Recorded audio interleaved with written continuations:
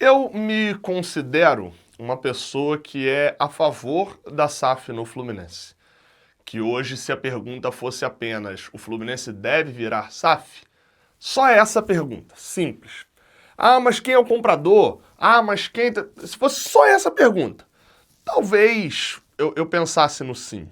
Né? Sem ter informações, eu votaria não, mas a minha conclusão neste momento é que um Fluminense SAF é, talvez para o futuro fosse melhor do que o Fluminense Associativo.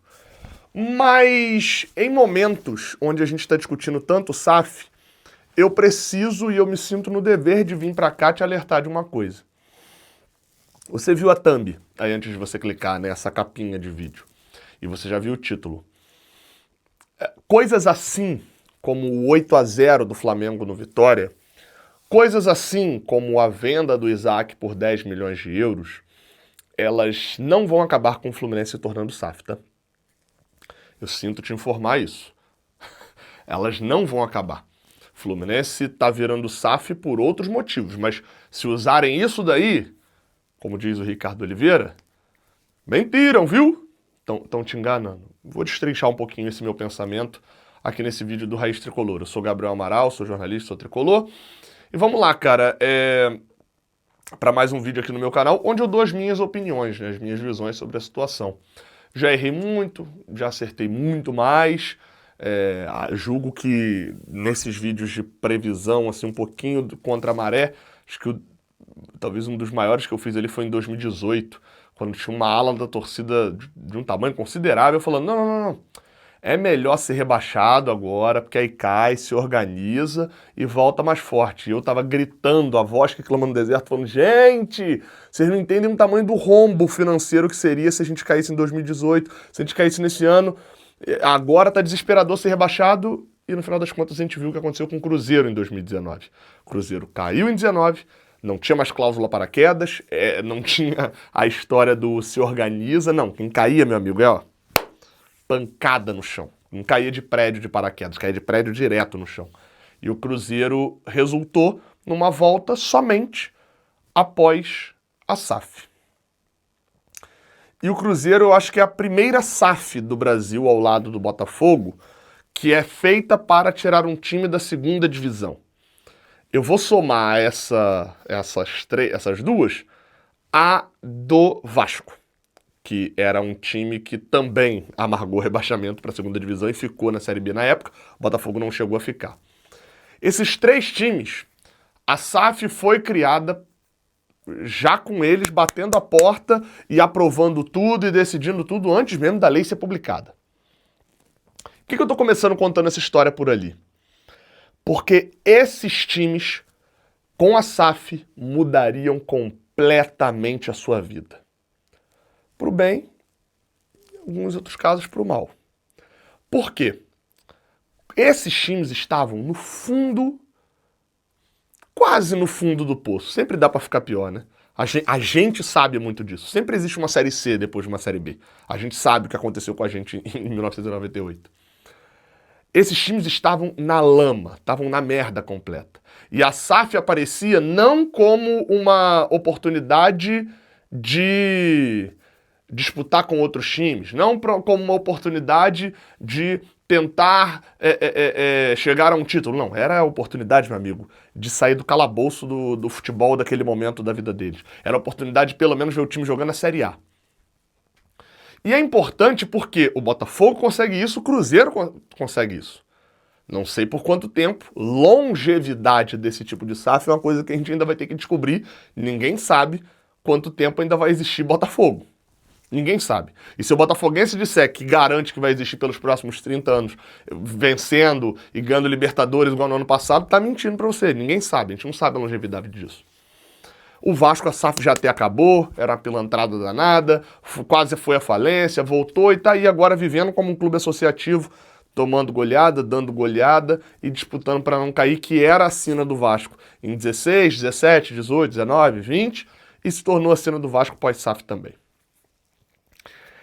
Só que o caso do Fluminense nessa época o tempo inteiro foi: nós não estamos desesperados, nós podemos olhar o que está acontecendo e escolher o nosso modelo de SAF. Eu não vou entrar no mérito de novo de modelo de SAF aqui.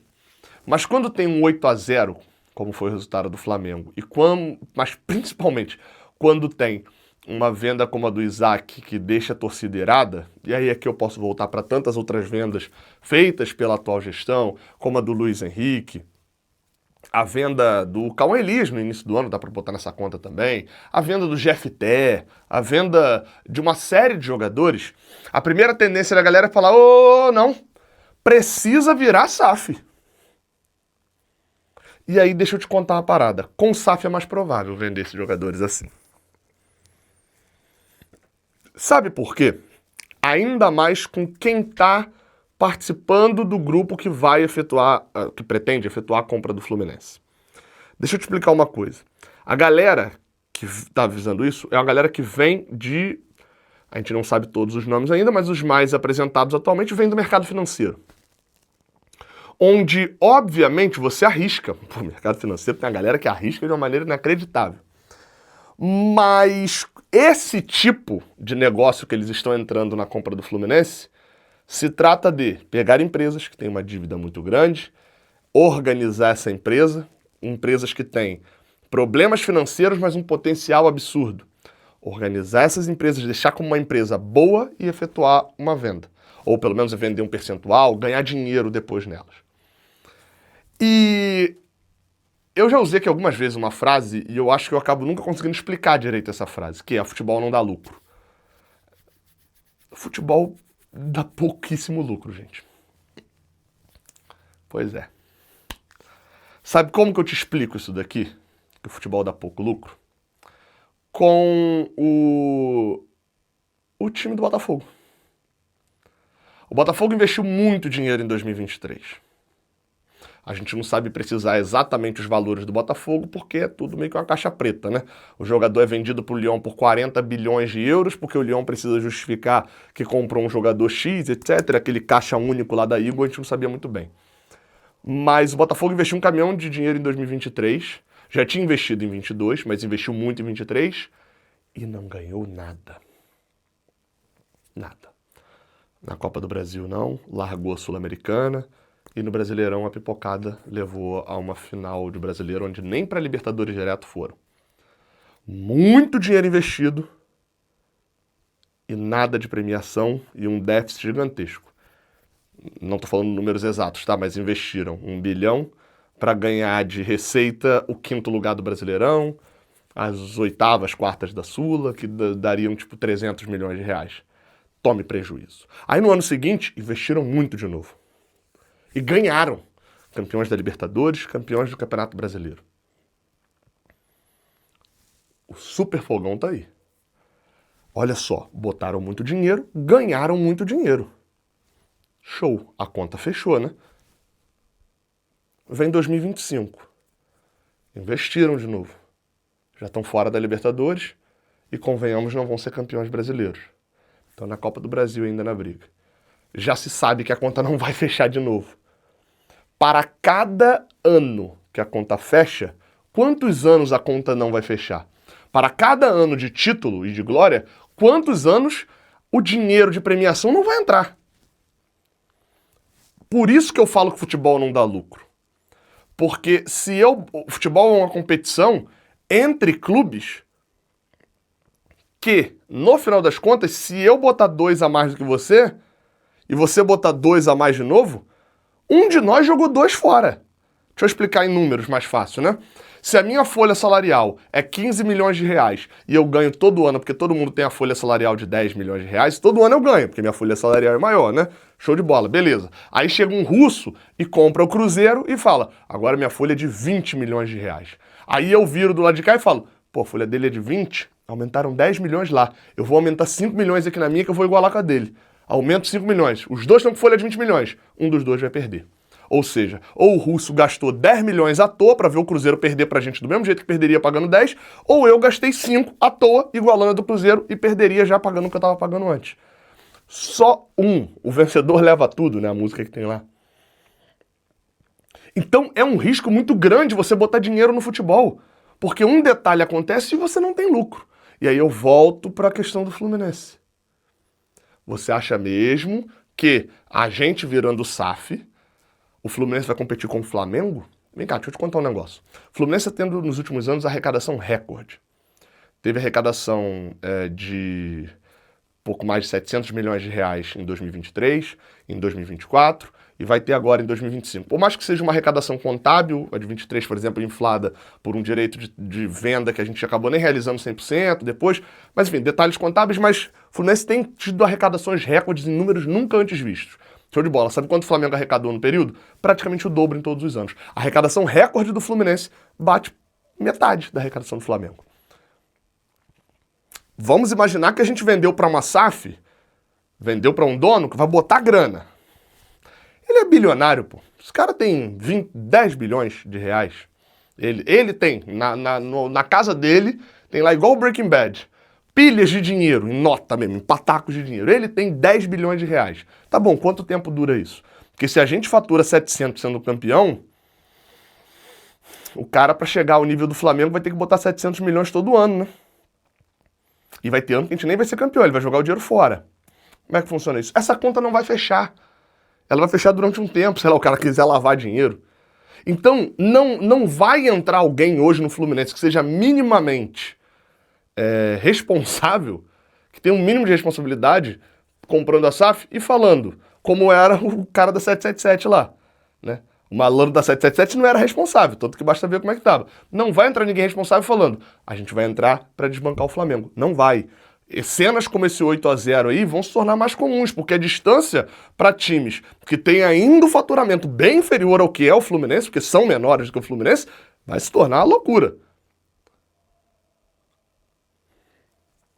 E cenas como a venda de jogador também. Por quê? Vamos lá. O Fluminense precisava vender o Isaac agora? Não. Por isso que é a parte que eu não entendo da venda do Isaac, e acho que com o SAF talvez não fizéssemos, porém, daqui a um mês tem Mundial Sub-20. O jogador ia se valorizar lá? Provavelmente ia. Agora, a nossa SAF não vai mudar muito o roteiro da parada. O Mário Bittencourt vai sair de presidente para CEO, continuando tomando decisões assim. Aí você vai falar, não. Mas numa SAF alguém de cima iria mandar no Mário. Provavelmente sim. Talvez uma ou outra coisa seria diferente. E deixa eu te contar, talvez até mais vendas, hein? Pois é. Sabe por quê? Porque o Martinelli tá dando muito desempenho em campo, mas o Martinelli até agora não deu R$1 pro Fluminense, né? Pra você parar pra pensar, o Martinelli foi vendido. E teve uma proposta lá atrás que bateu 6 ou 7 milhões de euros. Se a gente tivesse vendido lá atrás, a gente ganharia um bom dinheiro no Martinelli. Ele deu retorno em campo, show de bola, funcionou. Mas e se o Martinelli, na hora das críticas da torcida, tivesse ficado mal, tivesse ficado puto e pedido pra sair? O Fluminense seria vendido por 2, na baixa. Jogador de futebol é um ativo extremamente inconstante. Quem mexe com o mercado financeiro, jogador de futebol é mais volátil do que essas moedas digitais que surgem de vez em quando. Que aí uma galera pega no início, consegue ganhar. É quase um esquema de pirâmide o jogador de futebol. Por quê? Porque o cara pode entrar amanhã e lesionar o joelho e nunca mais tocar numa bola. O Calazans era uma grande promessa do Fluminense. Não fez nenhum gol no profissional. Fez 6 dias um gol no profissional. Então, ninguém garante que entrando na SAF no Fluminense a gente vai começar a segurar a joia, não. Sabe por quê? Joia guardada na gaveta não vale R$1. O que vale é joia no mercado. Vale status. Então, também não duvido que uma série de jogadores seja vendida. Talvez a ótica seja justamente essa. O que me leva a uma coisa que eu nunca consegui entender, que a galera fala bem assim, não, Xerém não pode ser incluída nessa venda da SAF, não. Aí eu sempre fico perguntando assim, e o que a gente vai fazer com o Xerém? Não, porque Xerém vale muito. Beleza, irmão, mas a gente vai fazer o que com o Xerém? Vai pertencer ao clube associativo. Meu amigo, deixa eu te explicar um negócio. A partir do momento que o Fluminense virar SAF, criar uma SAF e transferir tudo do Fluminense associativo, lá do futebol do Fluminense associativo, o que é isso? A vaga na Série A, a vaga que a gente tiver na Libertadores, todos os contratos de jogador. Meu amigo, eu passo a torcer pro Fluminense SAF, tá? Você também. Se você não curte vôlei, se você não acompanha os esportes olímpicos do Fluminense, se você não é sócio do clube e nada na piscina, você vai cagar e andar para Fluminense associativo. Teu clube, a partir de agora, vai ser Fluminense SAF, cujo qual, através do Fluminense associativo, você, sendo o sócio, vai ter ali o benefício a voto para decidir quem é o teu representante em 10, 15, 20% do Fluminense SAF. Você não vai querer que o Fluminense associativo venda um jogador de Xerém. Por quê? Porque esse dinheiro vai pro polo aquático do Fluminense. E não pra parte do futebol. É isso que você quer? Não, então o gerente tem que estar na brincadeira, pô. É essa, eu não consigo entender, tipo, vai subir pra onde o jogador? Vai subir pra SAF? A gente vai voltar aquele tempo lá atrás que jogador da base era pago pelo Fluminense, jogador do profissional era pago pela Unimed, é uma loucura, isso não faz o menor sentido. Então assim, a reflexão que eu tenho nessa terça-feira pra você não é muito positiva não, irmão. Não é.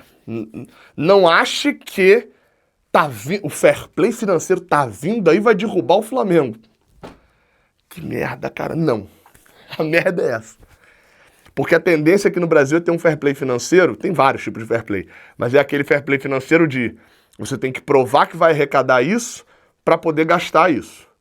Se você não provou que vai ter condição de arrecadar, que arrecadou isso daqui, que você tem contrato de patrocínio de 10 milhões, para poder mostrar para quem está coordenando o fair play financeiro que você pode vir aqui e contratar esse cara por 10 milhões. Em resumo, muito resumido, é isso. E o do Flamengo é uma merda, porque o Flamengo arrecada mais de 1 bilhão todo ano, pô. Os caras estão planejando uma arrecadação recorde agora, de 1,7 bi, se eu não me engano. A torcida dos caras é grande, os caras tiveram benefício da mídia durante um tempão e souberam aproveitar. A verdade é essa. Fazer o quê? Os caras arrecadam agora pra cacete. Poderiam ter votado num cara muito merda que atrapalhasse a vida deles durante um tempão? Poderiam. Mas não fizeram isso. Infelizmente, os caras não fizeram isso. Os caras optaram por alguém que tá maximizando receita. E aí? O fair play financeiro vai detonar muito mais um Corinthians da vida do que um Flamengo. Então, assim, se você acha que a SAF vai entrar para acabar com venda de jogador, você está sendo iludido. Para agora não ter competição, para ter competição entre Flamengo e Fluminense. Já está tendo. A gente, dos últimos 22, 23 a gente ganhou, 24, 25 eles ganharam. Então assim, tá tendo competição. Se você botar 19 pra cá, 18 pra cá, sempre tem um mata-mata entre a gente e eles. Acho que eles levaram vantagem aí, mas não tá uma diferença tão grande não, acho que tá 10-6 mata-mata. Então assim, tá tendo competição, mas no Davi contra Golias, né? A gente sabe como é que é. Spoiler, não vai virar Golias. Davi vence no final, né? Mas não vai virar Golias contra Golias não, tá? Não vai virar Transformer contra Transformer não. E se te venderem isso na hora de passar uma SAF, provavelmente estão metendo um caô. Quero te ouvir na discussão aqui embaixo na caixa de comentários, tá? Foi só uma reflexão que eu tive. Falei, cara, como é que eu vou abordar esse 8-0 lá no canal? Porque eu pretendia fazer vídeo hoje de resumão da rodada. Falei, não vou fazer um resumão da rodada pra ficar destacando 8-0 Flamengo. Vamos falar de Fluminense. Tá aí. Se inscreve, deixa o like, até a próxima. Valeu.